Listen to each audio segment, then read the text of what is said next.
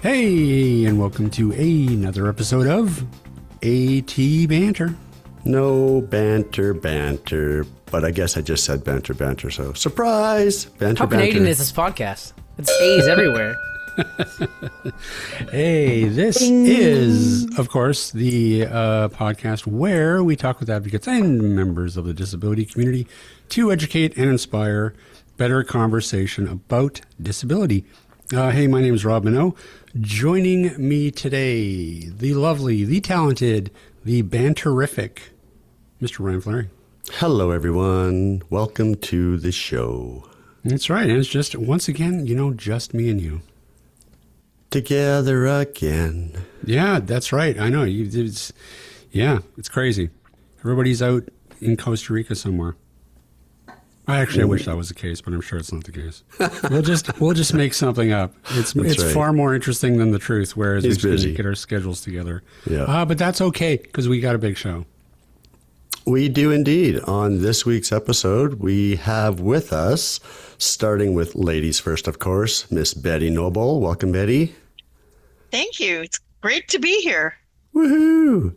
And also joining us, the elder statesman himself, Albert Ruel. Welcome, Albert.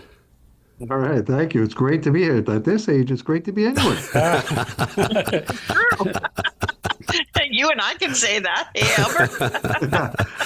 And we will lower the generation gap here a little bit and jump over to, from previous Blind Beginnings Limitless podcasts, we have Clement Chou. Welcome, Clement. Hey. And also joining us from Blind Beginnings, we have Russell Leung. Russell, welcome to the show. Hello. Thank you for having me on. So glad we could have all of you join us today.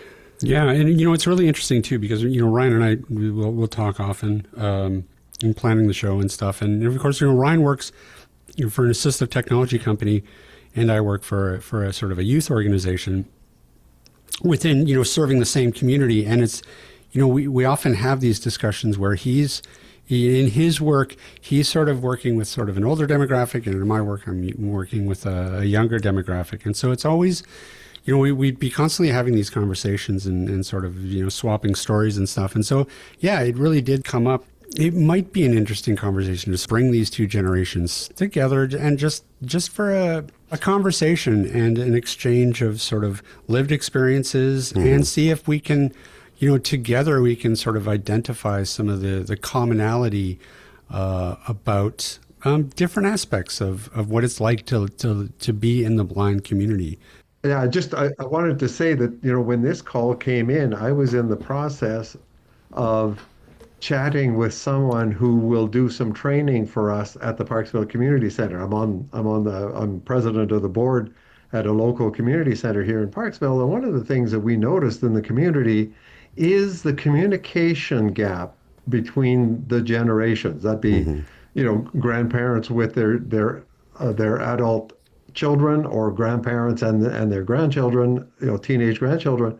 And so that's exactly what we're going to do here in Parksville, is put together a communications between the generations workshop from an NVC, nonviolent communication perspective, which was a Marshall Rosenberg sort of training system in communication. So it's really weird when you came up with this idea while I'm trying to put together workshops for our own center right around that whole thing, is how do we communicate with each other generation to generation? What's different?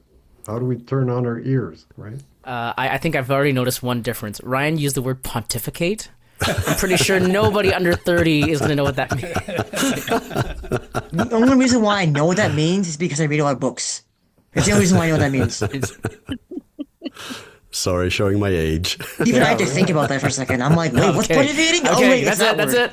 That's a great word. I love it though, and I think this is something that's really overdue, actually, because I've been part of Blind Beginnings for a long time, but I'm actually in my early 30s, and it kind of puts me in this weird middle ground where I'm not quite a youth anymore, but I'm also not As old as I am. Oh, thank you, Betty.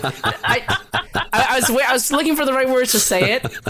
And I'm glad you said that. Betty and I have history, so it's fine.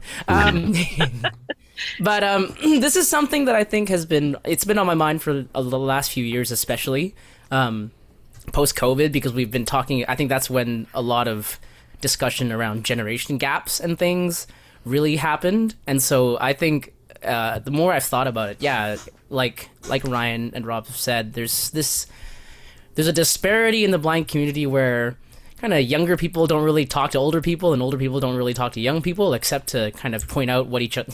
There's a lot of sniping in the blind community, and I look around at churches and my Aikido club where there is a wonderful relationship dynamic between older people and younger people, which I would like to see in the blind community as well, and I think that's something I've become very passionate about over the past couple of years. So I'm really excited for this conversation.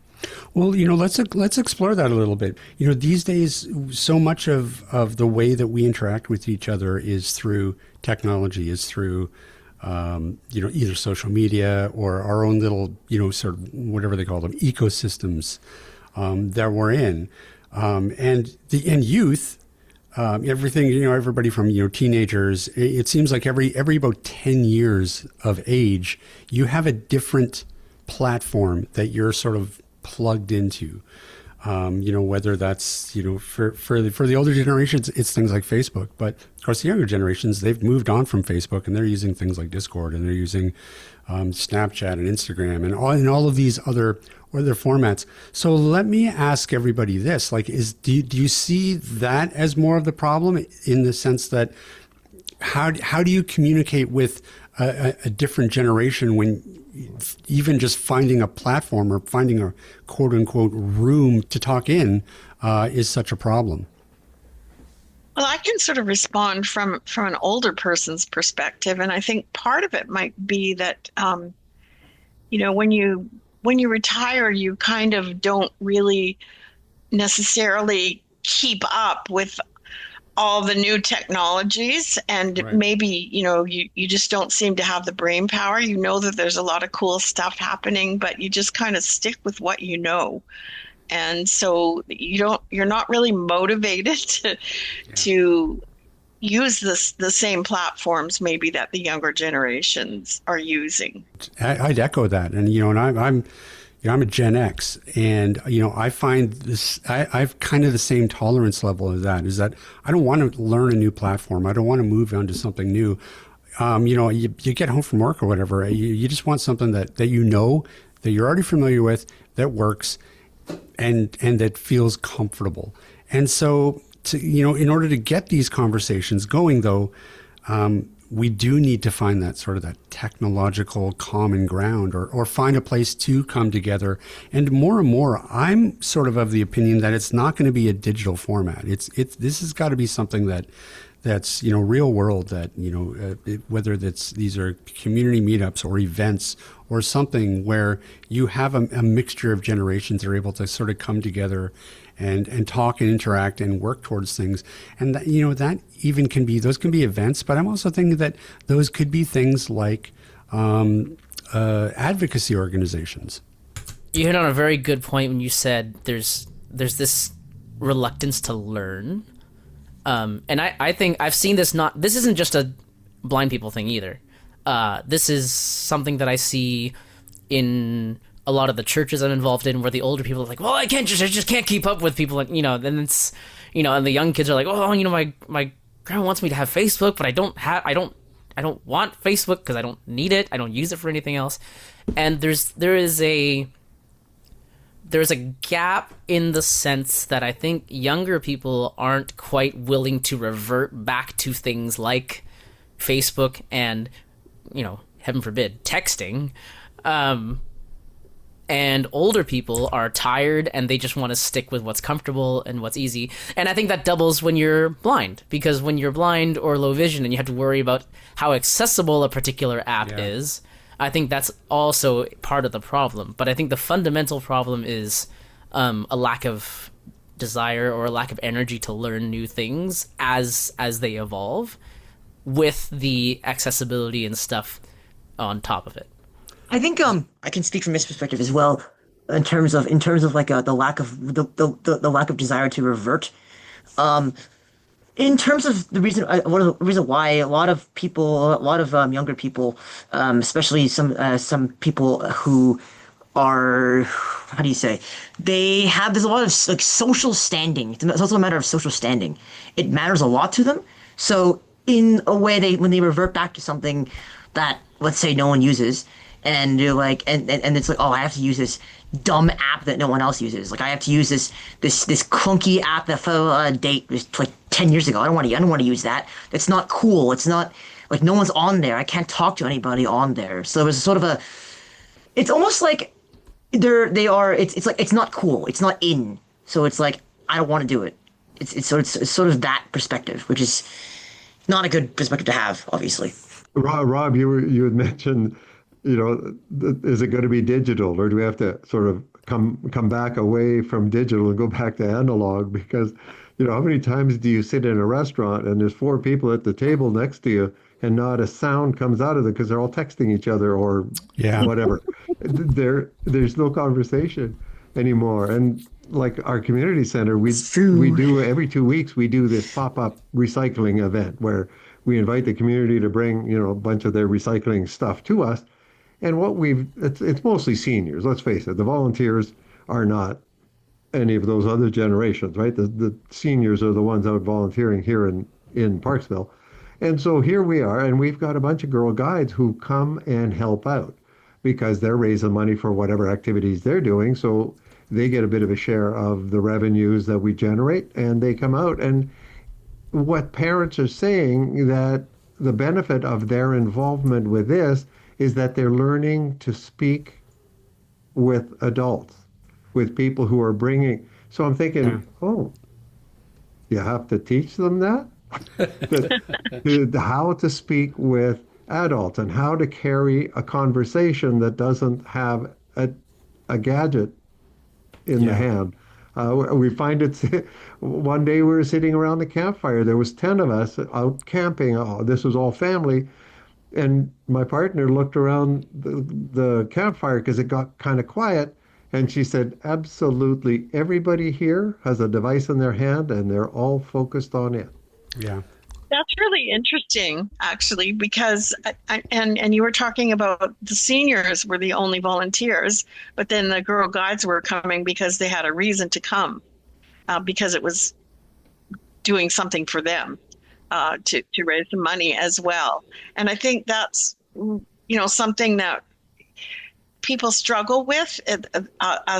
Those of us in the Z generation. I don't know if I like being a Z. It sounds pretty terminal, but anyway, those of us in the Z generation don't understand why younger people don't want to volunteer and don't want to get involved in things like, advocacy or I don't know, whatever else it might be. Because it's not really just about technology, I don't think, although technology plays a huge part in all of this, but it's, I think, a little different than that. It's more of fundamental than technology. I think self-centered technology is a symptom of a problem. If I can put it that way. No, that's more or less I'd say so. It's also like, why would we go out and do this thing when we could be at home, technology, talking to people? Like, it's kind of like, why, like, it doesn't directly benefit us, so why would we do it? Like, it's almost like a sort of a... But when's the last time you used Braille on an elevator or listened to an audible announcement on a bus, right? That didn't happen from people texting or chatting. Yeah. That play park you played in as a child only happened because the Lions Club or the Rotary Club in town found the wherewithal to create it. And those clubs, those organizations are dying today, not because the services they've provided and the good works they've done is no longer required, but because, like, my two kids, 42 and 39, they don't volunteer for anything other than what their particular their child or their dog needs. But there's the next generation isn't coming along, and it's really, really changing society. So why do you think that is? Albert? I don't know. I'd love, boy, I wish I if I knew knew. what that was, I would have found the answer and I corrected it, but because no, I have I no think idea. yeah, and the reason I ask is I had a theory, but I wanted to see if anyone else had them before I started shooting my Go mouth off. for it. But Yeah, go for it. I think Russell did hit part of it on the head. Is that a lot of people our culture has become more and more individualistic over the past let's say 20 years or so,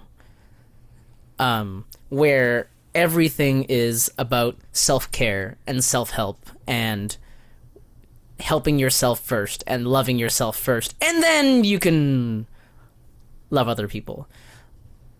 And I think that's translated into like Russell said, whenever you see something or you hear about an opportunity, the first thing is, well, what does that do for me?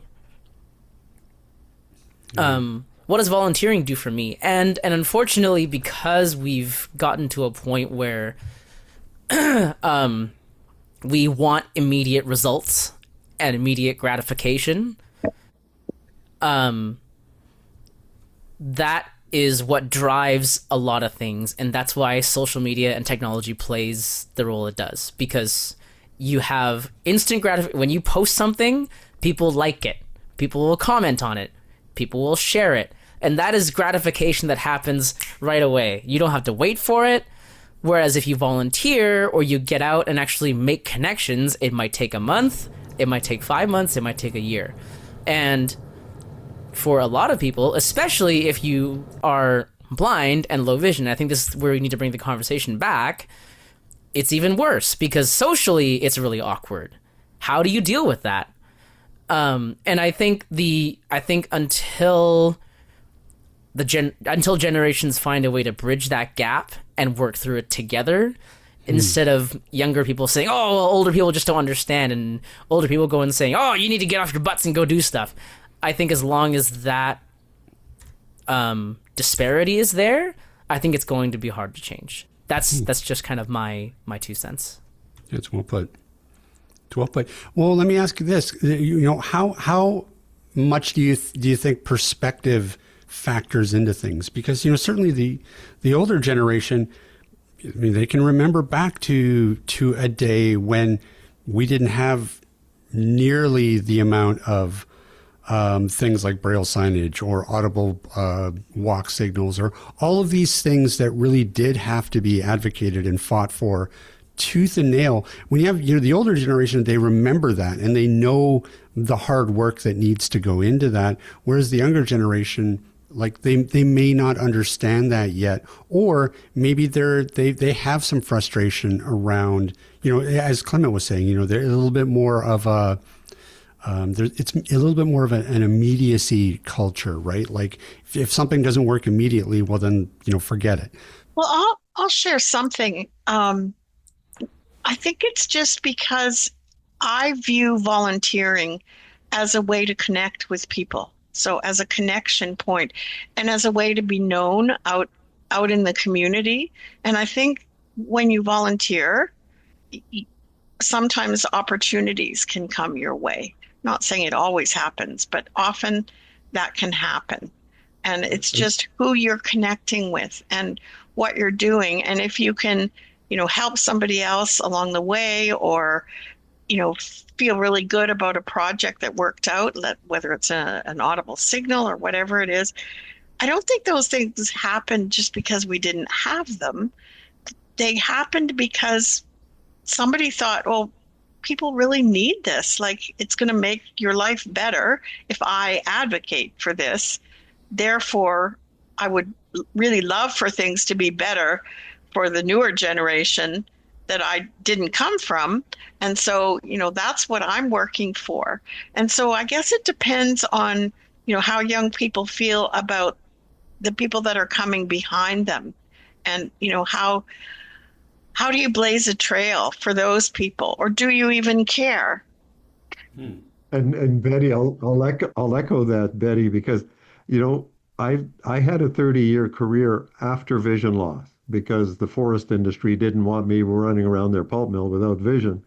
And every single job I landed in those 30 years was as a result of volunteerism. I volunteered. I went and spent 6 weeks doing a practicum at the CNIB, landed a job. Did some volunteer work with EATI, boom, landed a job.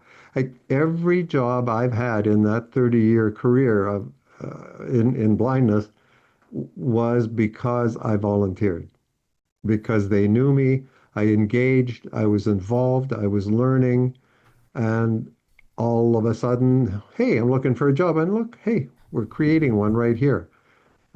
So it has tremendous value both to the community, but selfishly, I gained a hell of a lot of benefit from having done those volunteer works. I would echo that as well. I mean, I got, I got my job working at a Japanese student agency teaching students after 2 years of volunteering. People would tell me that I was being taken advantage of, that they were using me because I was there 2 or 3 days a week for a couple hours, at a time. And my response was, well, I like doing it.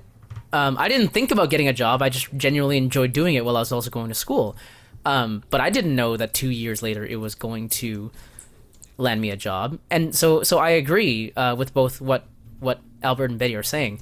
My question would be, or how do the older folks here think we can show young people that connection is important in that particular way? Because nowadays young people will push back and say, well, I can just connect on Instagram. I don't even have to leave my house.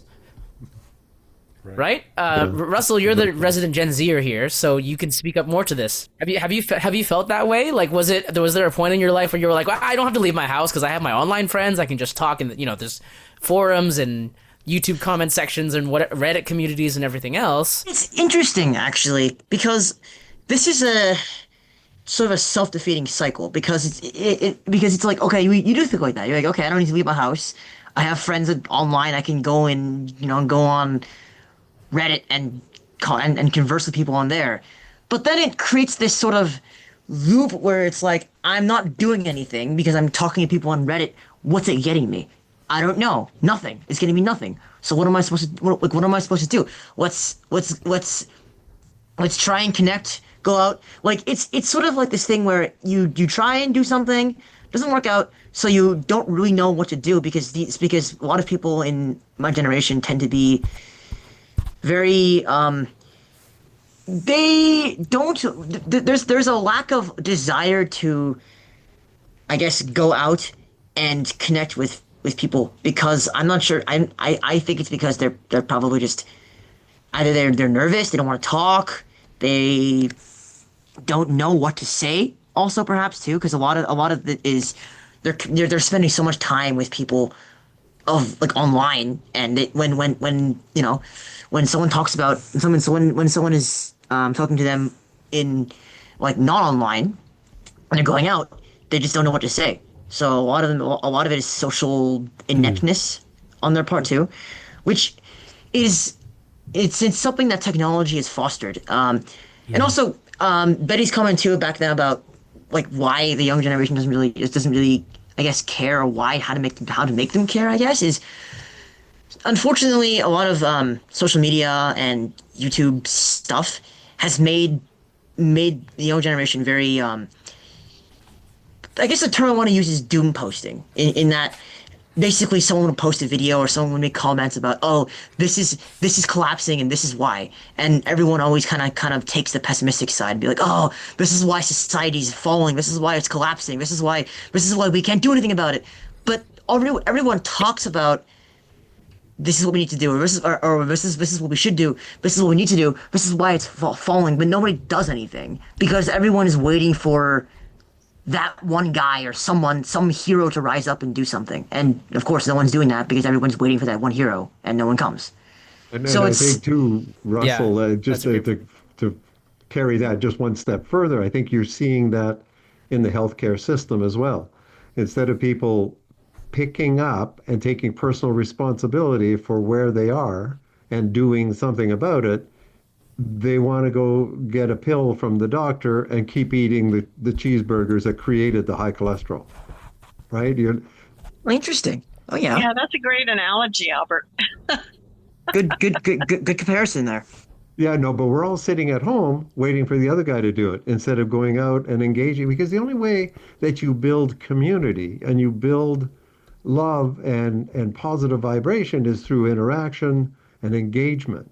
And so engagement is not sitting in the rec room, Snapchatting with a bunch of friends. And so, and yeah, no, I think that's what it is. I think Betty alluded to it. And Betty, you remember way back in 1998, I think it was 98, you and I did a computer camp at Bowen, a CNIB Yes, computer I camp. remember that.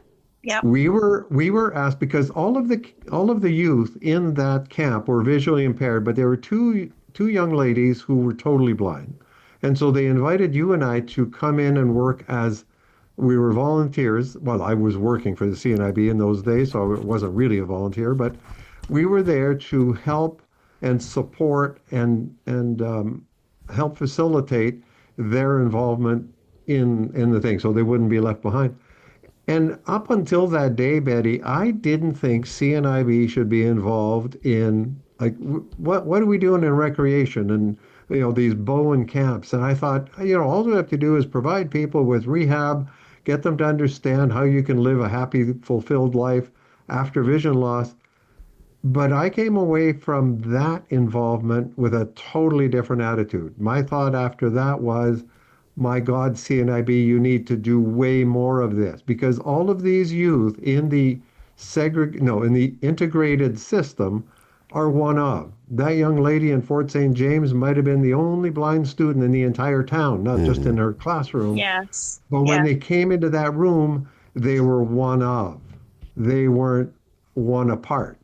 And so I came away from that engagement thinking that's what's missing in the integrated system is nobody feels a part of, everybody feels separate from. And that to me, and I've seen a lot of evidence of that in my years working in the blindness field, is that it's very when I all those people I worked with, the Kim Kilpatricks of the world and all these kids who grew up in the quote unquote residential blind school, and I think Betty, you might have been one as well. I was one of them, yes. Yeah. And the truth Fiercely is, independent and yes, very engaged and involved because they were allowed to feel a part of the group, the community, the society. So to me, yeah. I see that as a real big difference. It is. It's an interesting thing to think about, though, because in your real life, you are going to be working alongside and associating with sighted folks, and so it's important to participate and do the things that they're doing. But what I found when I was teaching in the system, in the school system, that was towards the end of my career, it felt like it didn't feel real to me. Like, sure, there were all kinds of kids who could see going to that school, and then there was blind students, but they didn't really interact that much. And, I went out to a regular school in grade 11. And by that time, I had pretty much, worked on a lot of the social skills that I needed in order to interact with other people. And so that was kind of seamless for me. I mean, it was scary going from a school that had 100 and some students to one that had 2,000 or 3,000 or whatever it was. But I had the skills I needed to deal with that. And, bad things happen sometimes and you get rejected sometimes. I remember one time I thought everything was going really great, and I was in the ladies' room with some other students, and I heard one student say, "I got to go to lunch with Betty today, and I really don't want to." And I went, "What the heck?" And I didn't know. So I think I made some excuse and said I didn't want to, because I was within walking distance of the school kind of thing. But it didn't completely, I felt bad about it, but it didn't completely stress me out because I felt, well, okay, that person's being honest. I wish she'd been honest with me, and then we had a discussion about it afterwards, and kind of cleared the air and stuff. So I think the fact that we saw the same group of kids, almost like being in the Snapchat with young people, even though they're not together, you still have this kind of interaction, and you can talk about stuff that you understand and that matters to you, and that maybe only relates to blindness or having low vision. But then when you go out into the real world, it's a scary place to be. And if you don't have the stomach for the things that can happen that make it really challenging, and if you don't understand that you really have to work at things to make them work, you have to do way more than, say your neighbor down the street who can see, just to make things work and to make stuff happen. It just takes so much more energy that maybe people just say, oh, to heck with it, I just don't want to do that, because it does take more energy. Hey everyone, Steve here, breaking from the banter for a quick word about Canadian assistive technology. When you're considering assistive tech, we know it's a major decision and every penny counts. That's why we're committed to making your experience as supportive as possible. Our team has over 35 years of experience in the assistive technology sector, bringing expertise, empathy, and service to our customers. We don't just sell products. Our number one concern is ensuring your needs are met. We offer free consulting and will make the best recommendation we can, even if the best solution isn't a product we sell.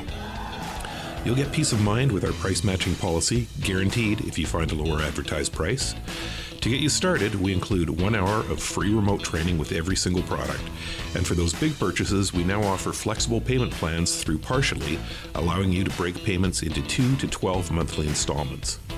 We provide toll-free phone support for all products and work with our service partner, Chaos Technical Services, for quick repairs. Plus, our unique loan program lets you try out demo equipment to ensure the device is the right fit before you commit. At Canadian Assistive Technology, we're dedicated to making sure we find the right assistive technology solution for you.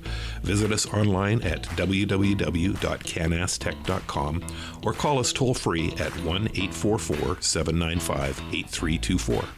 And now, back to the show.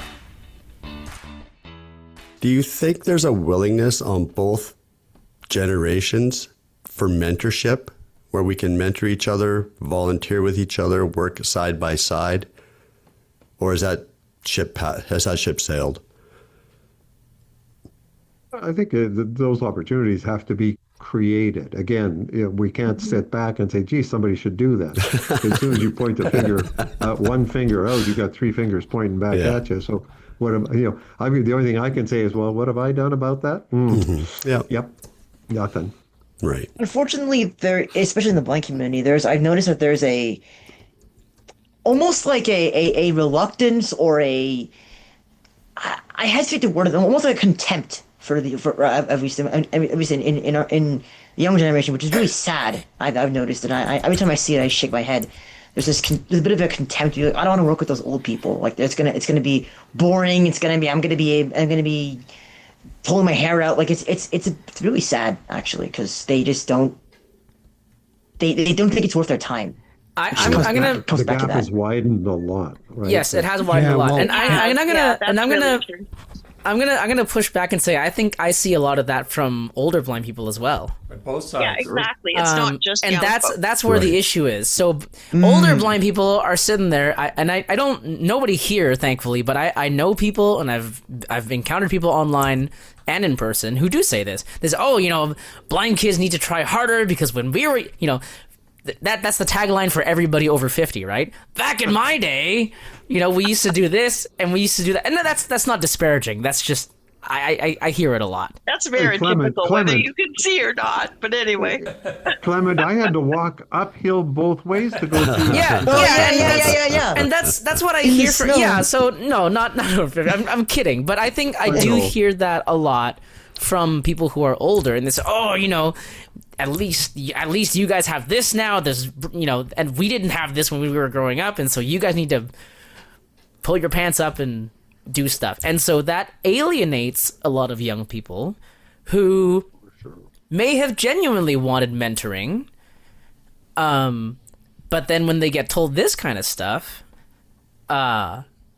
it turns them off, because they'll go, I'm already anxious enough with trying to cope.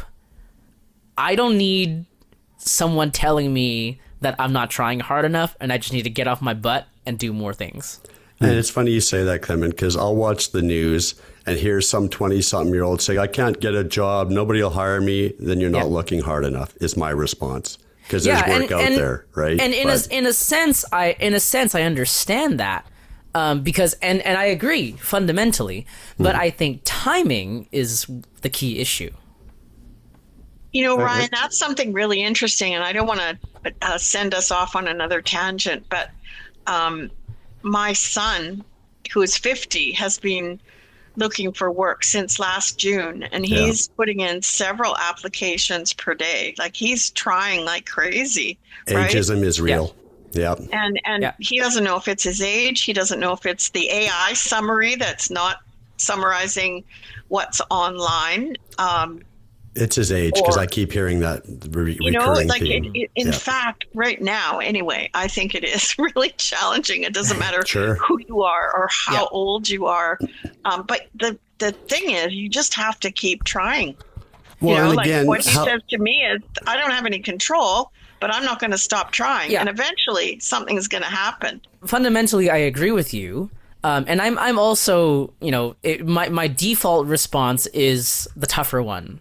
Because I've been on both sides of that aisle, and now, I do think we need to try harder than we do sometimes. But I've also learned that messaging is only effective if they're listening to you. Sure. At all. Yeah. And the problem with, the generations resonate with different things, and for boomers and Gen Xers and older millennials, it's facts and practicality, right? It's, well, I can't sit here and do nothing because no one else is going to do it. Gen Z and Gen Alpha resonate a lot with feelings and being cared about. And when you understand that, I think that does make a big difference in the conversations that I've seen it, at least in the conversations that I've had with younger people, is they're more willing to listen to you, tell them to pull up their bootstraps when they know that you care about them, and then you get how hard it is. So we need Clement to facilitate a workshop between the generation gaps. There you go. But you know what? It speaks to one really important factor, Clement, is that we've got 2 ears and one mouth. How many of us use them in that order? Yeah, absolutely. And that's so. There's a passage in the Bible, in the book of James, that I really like, and he says people should be quick to listen and slow to speak. And I think both generations have a tendency. I think human nature is we talk first because we want to be the one to be on top. We want to be the one to have a point. And it takes a lot of time to slow down and actually listen to someone else. You're right. And I think that's part of the Marshall Rosenberg teaching, is that he makes a statement in his teachings that he says, I can bring an end to any conflict anywhere in the world within 20 minutes of both parties having heard each other's feelings and needs. Yeah. And I think there's a lot of truth to that. Now, I don't think feelings are everything. That, again, is kind of my more practical side coming out. And I think that there are times when you do have to stomp on your feelings a little bit. But it's a delicate balance, because I feel like the tendency is to extremes. Either you get buried in your feels, or you ignore them. Younger people tend to get buried in them. Older generations tend to say, no, too bad, suck it up, deal with it, and get over it. So I guess it's all about attitude, isn't it? Too? Yes, I do think so. That's what I'm sort of hearing through this whole conversation. Mm-hmm. It's how people approach things and how people think about things. So how can we make it work? Or can the generations kind of get together and figure out how to communicate more effectively? Yeah, and I think that's kind of where Ryan was driving at with this podcast, is how can we come together And I'd be really curious to hear everyone's thoughts because I talk too much and I need to. Speaking of quick to listen. I have slow to that speak. same question just within my CCB group here in Parksville. We're about, anywhere from 22 to 25 people come together once a month. But it's all seniors. There's no youth that we know of in this community. And even within our ranks, you've got some who have opted out of technology, and then some who have embraced it wholeheartedly, and then a whole bunch in between. And there's a bunch of struggle to communicate and to get all of the information out to all of the people in all of the ways that they want to receive it. And then you try and introduce some youth to that, and it's like, holy crap, now where do we go? Yeah. Because from the guy who wants no technology at all to the ones who sleep with it, oh crap, that's me. How do we bridge that gap other than engagement and involvement and understanding and hearing and listening and all those things. Yeah, well, I mean, that's that's of course the $1 million question, which back in my day it was the $64,000 question, but now it's the $1 million question. But no, seriously, I think that's sort of the key, and I think that certainly conversations like this I think are incredibly important because I think the first thing is just understanding where that other generation is at. I mean, I'm sitting back and listening to this, and I'm sort of thinking back to when I was a teenager and how I viewed adults and how and everything. And in this generation gap is certainly nothing that's exclusive to the blindness community, and it's certainly not exclusive to any of our generations. We did it to our parents, and there's always going to be that generation gap. I think that the real danger, though, right now, I think that there's some other factors going on that just have never existed before. In terms of this gap, and I think that part of this is technological, and Russell gave some great insight, and I jotted some notes down here that I think the real danger that we're facing right now that we haven't ever before is that we have this technology that is very isolating, even though on its surface it seems like it wouldn't. It would increase your ability to create social networks when you can do them digitally, or when you can contact anybody you want in the world with this phone in your pocket, and that seems like a really powerful tool. But when it's creating these silos and it's creating these ecosystems that the young people are completely dialed into, like that's their only interaction. What happens is that, like Russell said, is that they lose that ability, or they don't learn the community on how to connect with actual people in real life. And when you don't get any balance either, Rob. Yeah, that's right. Well, you Absolutely. don't. And when you don't feel like you can go out and connect with people when it's not comfortable, you don't. And then you lose that community that we all agree is so important, especially with something like the blindness community. Yeah.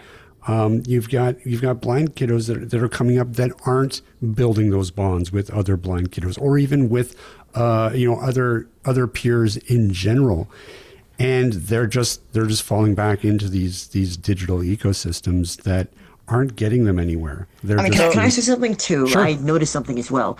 When I was, I think I was volunteering for one of the Blind Beginnings. I think it was Youth Leadership Weekend, and we were doing the SFU. We were doing SFU, like the whole SFU scavenger hunt thing, and I noticed that there was I suggested, I'm like, guys, there's people there. We were trying to find something. I can't remember what it was. We were trying to find, I think, a landmark or something. And I was telling you, my group, I was like, guys, there's people right there. You can ask them. There's people right there. And then they're like, no, I'm gonna use Google Maps. I'm like, no, guys, there's people right there. Like, they're right there. Go talk to them right there. And I had to do it. So I was like, it's not easy. So, but it's there is and I can sympathize too, because I also have days where I, just spaz out and I don't want to do it. I have days like that too. I sympathize, but like sometimes you have to just do it. You gotta just be like, all right, brain, shut up and do it. Yeah. So let's ask the resident Zoomer here, Russell. Okay, spot. Yeah, How or let's put it this way, because we're talking about connections and community. I'm curious how and who helped you out of that hole, and how did they do it? Like, what did they do that was effective in helping you to kind of break that cycle of, well, I got to do it, but I don't want to do it, but I feel anxious, so I'm not going to do it, but I got to do it, but I can't do it because I feel anxious, so I'm not going to do it. Part of it, okay, well, a lot of, so I am kind of an oddball in my generation because I don't really, I'm kind of, well, this, when I was born, I was kind of born in that weird place when I know Gen Zers who grew up entirely, like their whole lives, they've been on YouTube, Facebook, Instagram, Twitter, whatever. I was never that person. I didn't discover Twitter. I didn't discover social media in general. I didn't just discover a computer, like being on the computer, until I was like 13, 14, maybe even 15. So I kind of already was kind of not, well, less prone to it. But another thing was, I hung out with a lot of older people. I tend to gravitate towards older people just because I find them easier to talk to. So these old people would be like, okay, meet us here, meet us there. You're on your computer too much. Come on, hang out with us and just have fun. Just don't think about things. Just have fun and just talk. And I'm like, yeah, talk. Like, it sounds crazy, but it works. You just talk to people and you build community. That's how it works. But also it's also, yeah, I think Clement is correct in that Gen Z is also very wrapped up in their own feelings, where you'd be like, okay, I care a lot about you. I care, like, you're important. You guys are important, even though it doesn't look like it, doesn't seem like it. You are important, you are needed, you are wanted. And sometimes that's it. That's it. That's some people just, they need to feel that they are needed or they are in people's thoughts.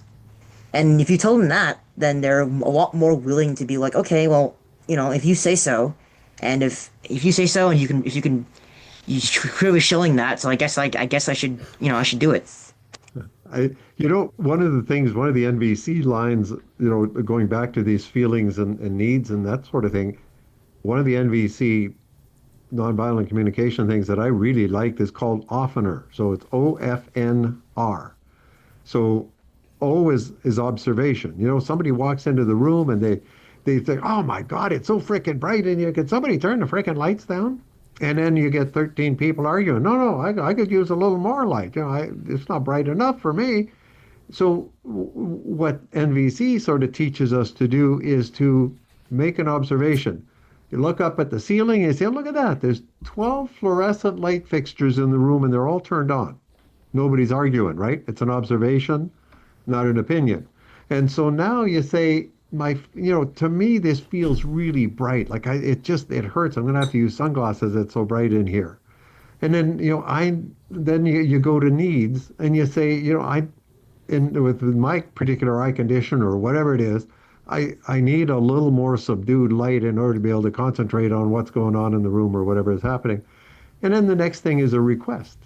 And a request would be, can we turn these down? But it's only a request if you're not emotionally attached to it.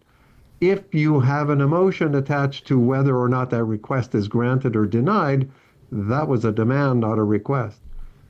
And so going back, and I do try and do that myself in my volunteer work and in my interactions, was that an observation or an opinion I just rendered?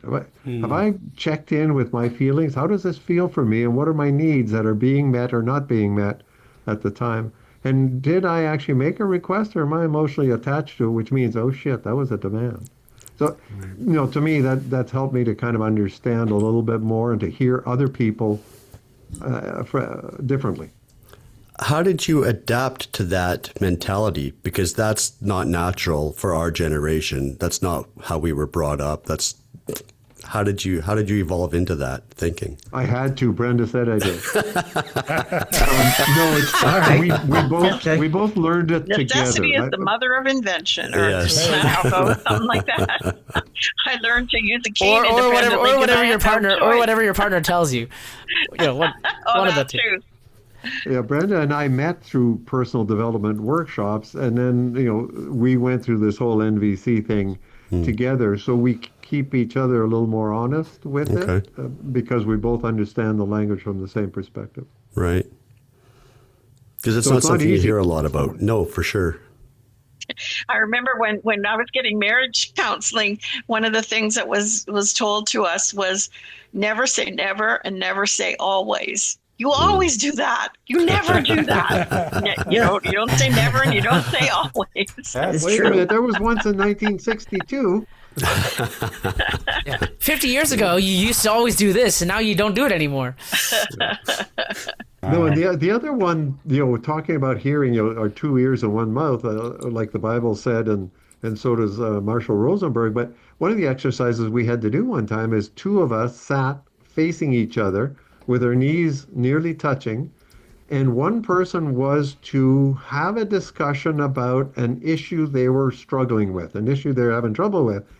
The other person had to listen, couldn't say a word, wasn't allowed to make a comment, just be attentive, nod and show that you're listening, but shut up and just listen.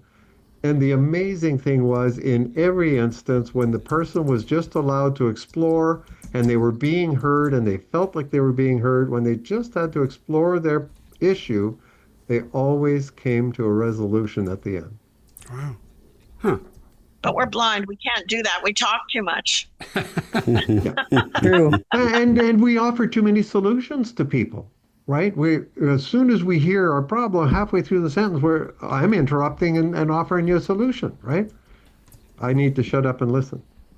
I think something that, yeah, Albert, I think you hit on something else that I've found too, is I feel like sometimes as older people, and I can say that now because most of my friends are under 25, they are a lot happier, and now I've led table discussions of people around this age group as well.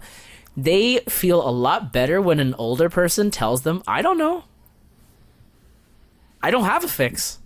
Because I think as older people, our tendency when we hear something is to say, well, what have you done about it?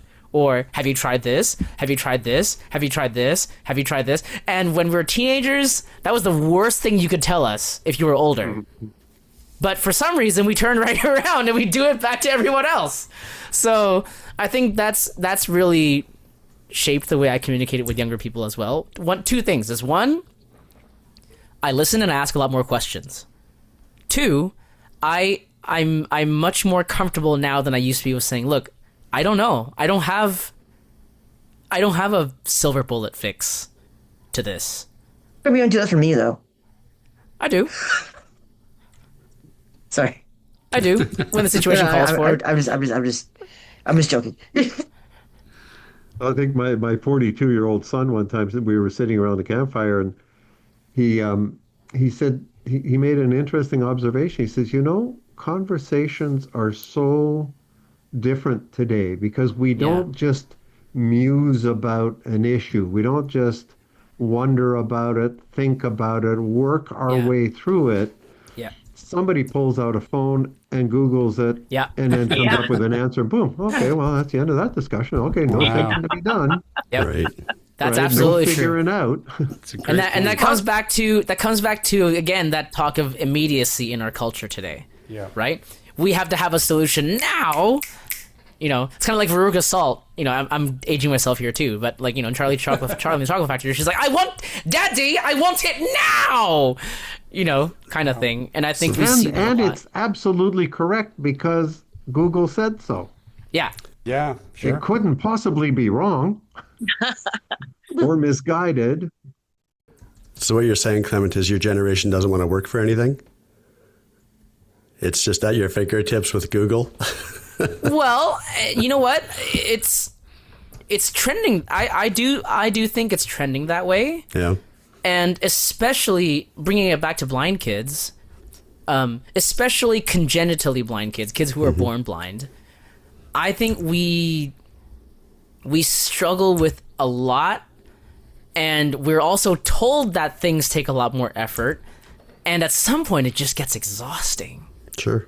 It's true. I think we're overprotected. Like by earlier, Betty was saying that we do have to take more energy and we have to put in more effort, and I agree with that to a large extent. But I think when we tell younger blind kids that too much, which I think we do, or maybe it's not that we tell them, maybe it's our delivery. I don't know what the answer to that is. It could be both. But I think when we tell them that, the more we say it, the more it does become an idea, this kind of thought pattern of, oh my gosh, then why bother then? Right. Because I I think can I can just open ChatGPT and I have a friend who will listen to me, and I don't have to worry about, saying the wrong thing, or I don't have to worry about being judged for my disability, and I can put in as much effort as my sighted friends, or as much perceived effort. And we forget that it takes energy to socialize for sighted people as well. Yep. Totally. But we spend so much time, because we spend so much time talking about how it takes more energy. Yeah, it takes more energy. But that doesn't mean that it's easy for sighted people to socialize. Right. And I think that's what the younger generation needs to hear, is that everybody struggles socially. It may be amped up when you're disabled. The challenges there may be more, but the fundamental issue of socializing and fitting in is common to everybody. Yeah. You know what I have trouble with? I tend to interrupt people because I think they've stopped speaking, or I think their thought is ended. And I don't know if that has anything to do with, like eye contact or what, but I find it super challenging. Especially over Zoom meetings, because you don't know. Yes. Yeah. Yep. Happens to me too. I think that's a human condition. Yeah. That is a human condition, yeah. Yeah, Probably. Just listening to this conversation, I think that there's a lot of commonality. It's a human. A lot of these things are just, it's about being human and being of different generations. Absolutely. There is certainly some specifics that is specific to the blindness community, but in general, yeah, that's really what we're talking about at the end of the day. I think is connection. Is this idea of connection and how to connect is like you guys said. That's the $1 million question right now, and I don't know that we've solved that problem yet tonight, and I don't think we will, since we only have a few minutes left. But I think this is a great start.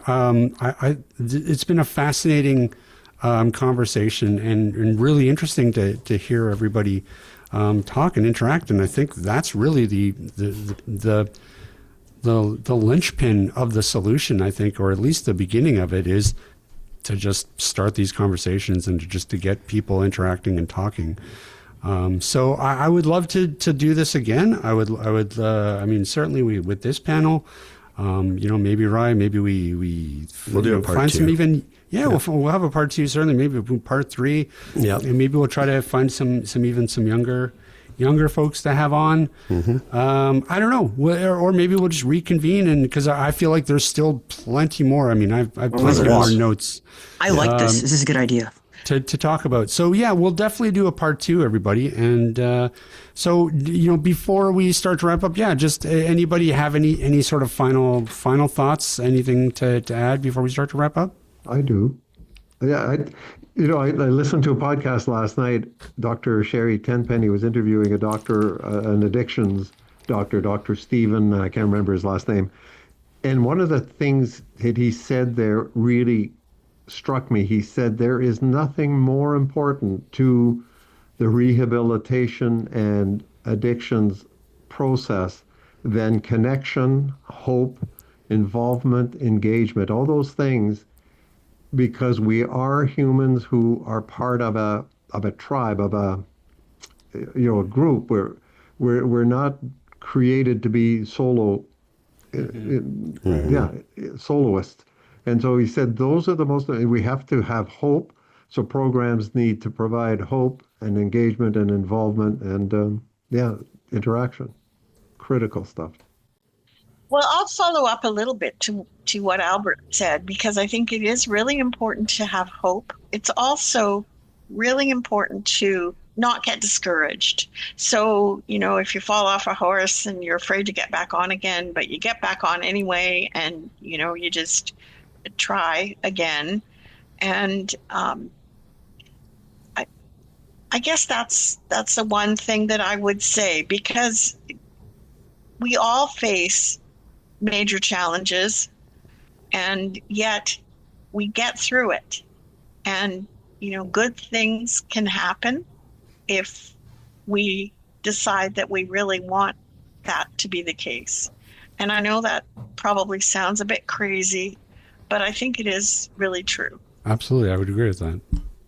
I think the biggest thing that I've learned over the past 15 years or so of being actively involved with young people is it's not a solution. Like Rob said, I don't think we've solved it quite yet. But I think a start is for both generations to really step into each other's worlds and be intentional about it. And the best way to do that is to ask each other questions. I think we don't ask. I think we like to opinionate and pontificate a lot more than we like to ask questions and learn. And I think if both generations could do that with each other, I think there could be a lot of headway. Yeah. In that connection, because there's nothing without. I believe connection is the start to everything, and you can't connect if you don't communicate, and you can't communicate if you don't ask each other questions. I think there needs to be a lot more understanding and empathy and listening involved, because everyone is so quick to offer solutions, like I mentioned earlier. Everyone's so quick to be like, oh, why didn't you try this? Or everyone's so quick to snipe each other out, when everyone is just asking for you to listen. You don't have to say anything. Sometimes listening, people just want to be heard, and that's it. It's a good lesson to learn. Yeah. I think it there's is. an old Chinese, I think it's a Chinese proverb that says, if you tell me, I will likely forget. If you show me, I may remember. But if you involve me, I will understand. I like it. I like Took it. us 10 years to get to a great show. Wow. Wow, Ryan. Come on. Way to just shoot down every other guest that's been on this Alright, show before. Really? Wow. Okay. No, this was a great conversation. Yeah, it was. I want to thank everybody for making some time for this. I really enjoyed it. And yeah, let's do it again. Ryan, you and I I will happily pontificate. That was a you. great word. I did hear that. More on this subject. I didn't want to cut you off, though. Yeah, really, right? Wow. Well, I'm going to have well to said. practice that word. Before I let everybody go, does anybody have anything that they want to plug to the audience? Any websites, any organizations that you volunteer with that you'd like to give out the website? Anything at all?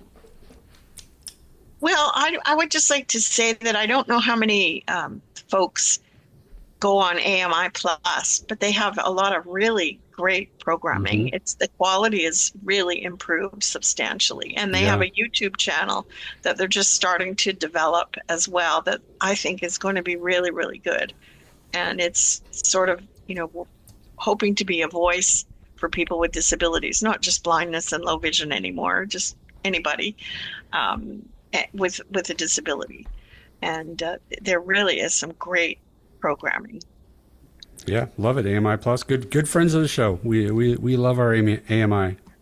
No, my only blindness involvement these days is with the Canadian Council of the Blind. I coordinate the local chapter, and I know that here in the BC Yukon division, they've got a really strong presence and great support and good people with, they're really, we're doing some good work I think we've got 4 chapters here just in the Mid-Island area, 5 chapters.